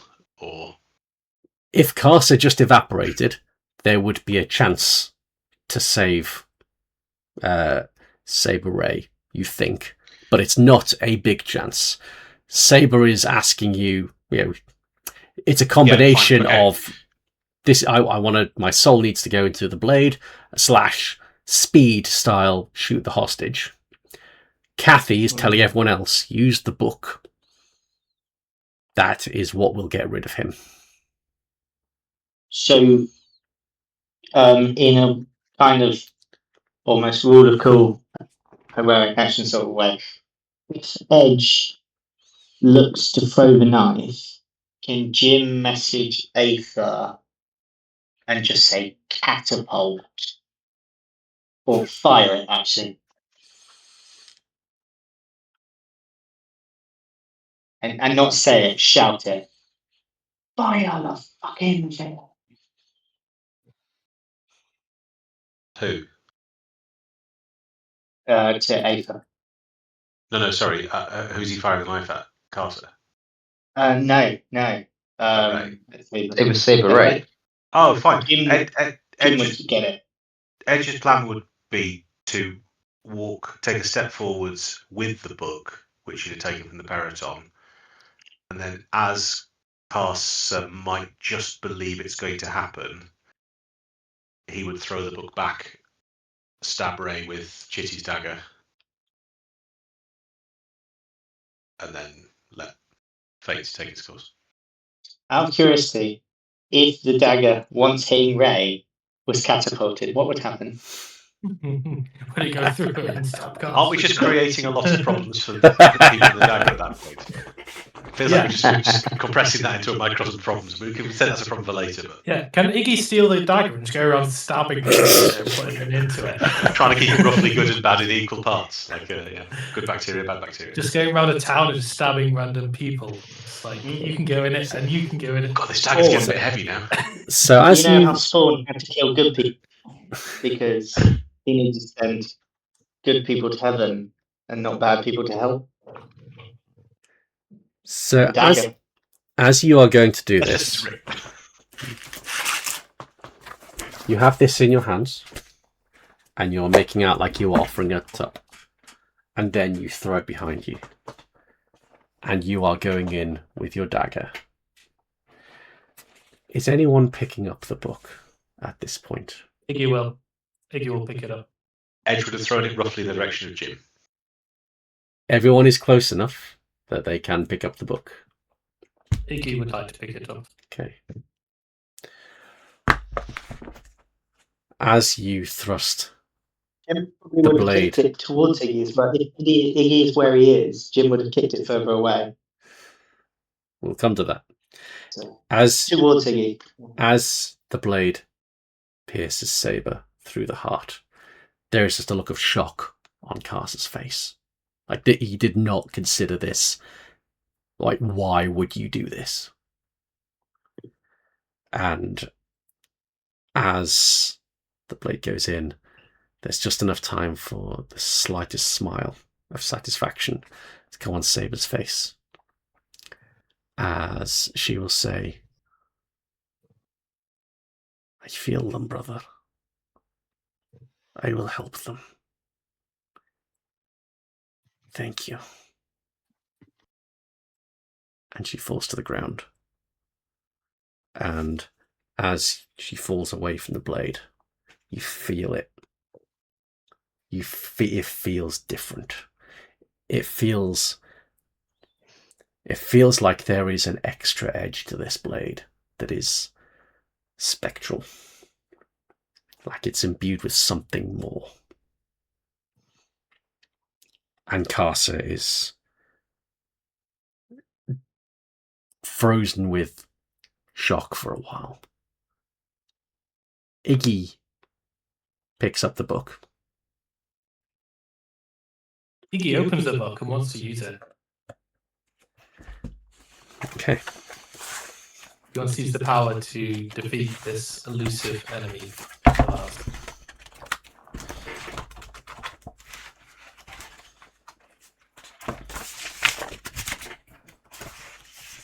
You have a choice of pages. Choice 1. Ooh. Oh my goodness. Choice 2. Ooh.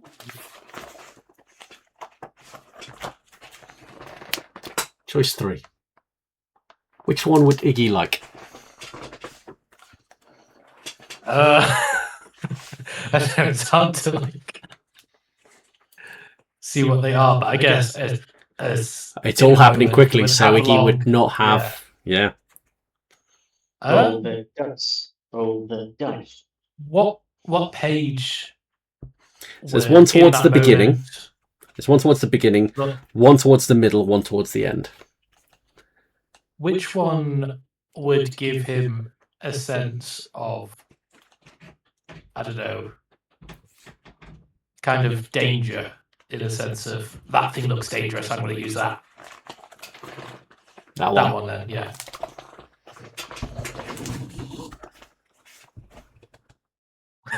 And as Iggy does this, Jim, you try to reach over and snatch the book away, but you are stopped by Kathy. And as Iggy looks at this page, he finds himself reading out. He doesn't know the words that he's saying, but somehow the book is speaking itself through him. And as he realizes this is happening, suddenly Karsa is snapped out of his confusion, and he calls out, "No! You must not read from the book!" And as you are speaking, these swirls of energy and smoke and magic start emerging from the book, driven by the words that you're speaking, and are heading towards Kathy, who is breathing them in. And she just takes a deep breath and says, "Well, well, well. I knew you were destined for great things. Thank you for releasing me."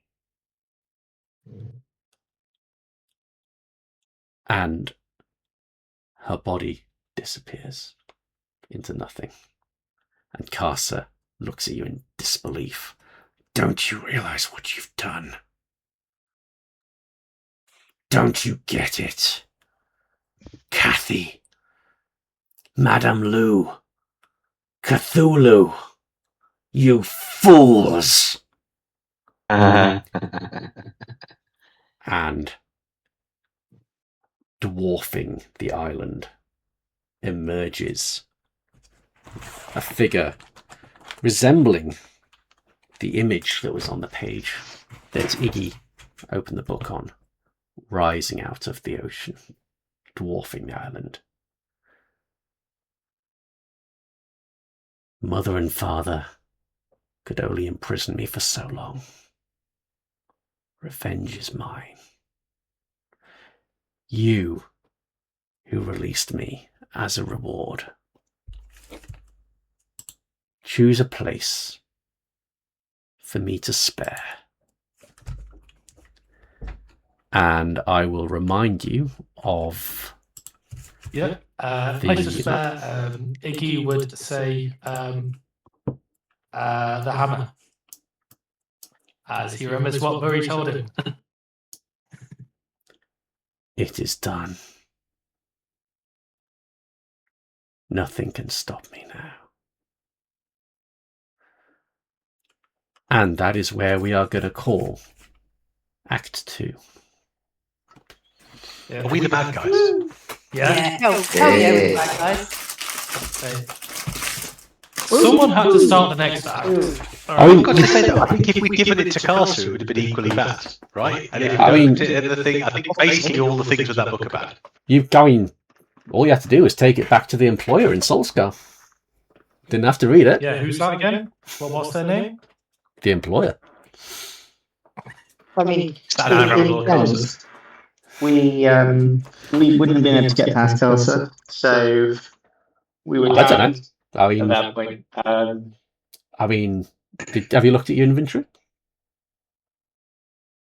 Now what's that?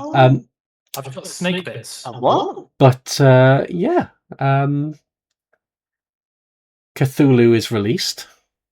You escaped the mimic cave after correctly guessing within 30 seconds that it was a giant mimic upon finding that hole. And yeah, now you've got to figure out how to, well, stop this thing you've released / fulfill your quest, because there's a little black spot now on everyone's hand. On everybody's hand? Shit. On everybody's hand? In everybody's hand. Including Is the book gone now? No, you still have the book. Just not as So much. why is there a black spot? We're doing our job. It's not much use to you now. Well, I do think the contract actually stated not to read from it. Probably. Iggy wasn't told that. Iggy So, wasn't there for the pact. so yeah, that is. So does Iggy have a black spot? Or is that? He said everybody does. Mhm. So somehow, for some reason, we do as well. Oh, it's for a reason that is documented. I have thought this through. And yeah. So if we were to create a new character, would they have a black spot? Depends if they are part of the crew that are bound by the contract made on your behalf by your then captain. Ugh. So if Kathy... No, it's not Cthulhu, it's Cthulhu. It is Kathy, it is Kath, it is Madame Lou, it is all of these things. She said she had many names. Yeah. I don't know how I did make the Cthulhu from Lou and Kath. Yeah. It's really low that made that connection. Okay, yeah. So she dwarfed the island, but the island is a small island in the middle of the lake. How big we speaking, like Kraken size, bigger? So, well, what you will see is this thing then disappear beneath the waves, and you have no idea then how big or small it is. But the feeling you get is that this thing is immensely powerful and could possibly be as big or small as she wanted to be, given that she seems intent on leveling the world. Except the hammer, of course. Yay. Murray will be happy. I think we need to get Philgrave's bones back and do some, I don't know, stick them in the cauldron of undying or resurrection. That's not a bad idea. I hadn't thought of that. But yeah, that's that We've was got good. Phil Grace bone in the boat. In the boat. Yeah, exactly. You've had Think Phil of it as Grave's a ship, bones boil 'em up. for a really long time. Okay. Yeah. I mean, maybe. Steve's always called. Get back to the boat. Oh yeah, let's go and see Frank. From Be like, hey, we made it alive. You weren't expecting that, were you? Yeah. It would be an Aether style idea to actually use the cauldron. What's happening to your ghost? Oh wait, no, it was until we got back to the ship because they were going to start. Yeah, we had to get them a new bar. resident. New bar. I mean, end of the world. Mortal Dogs. What's more exciting? I mean, Mortal Dogs could not last long either, so Yeah, well, man. it's not really a big list. So, well, anyway, what's happening with Carter right now? Because we're still left in that scenario. Carcer's standing in front of you, deeply unhappy. And I'm surprised you didn't mention door away. I mean, not gonna lie, be like you'd say, you're being fucking evil. Can't really blame us for wanting to go against you. Maybe if you'd been a bit nicer, we wouldn't have read the book. Well, the fucking man, please. maybe he will say back to you, evil is evil. Lesser, greater, middling. It's all the same. Proportions are negotiated, boundaries blurred. I'm not a pious hermit. I haven't done a good in my life. But if I'm to choose between one evil and another, then I'd prefer not to choose at all. From what I recall, the first time we saw you, you tried to kill us. That's going to be flagged by YouTube as copyright for The Witcher. The first time we saw it, the second time, and the third time you tried to kill us. So you know, Mr. Not sure about how evil we're going to be about it. I mean, Right, yeah, two options. he was going to kill you, but he just wanted the book. Or you sod off. Yeah, we will see how he reacts to that. But again, over the course, given that this is, I'm very happy for us to have a social encounter with Carcer via WhatsApp. Particularly given we are without Mandy next week. And yeah. We could do it in the new bar on the Hill Train. While everyone's distracted, we're talking to Carcer. What happens if Iggy reads the next page of the book? Or does it seem like it's lost its power now? In for a penny, in for a pound. Oh yeah. Does it seem to have lost its power? Pretty much, yeah. What? It's a shit book. You can't read it once. I know. Yeah. Right, team, I need to go and finish packing. I'll see my cab driver Oliver in the morning. Oh, yeah. What time? 7:30, between 7:30 and 8. You joking? No? Fuck's sake. Sorry. Your wife did arrange it.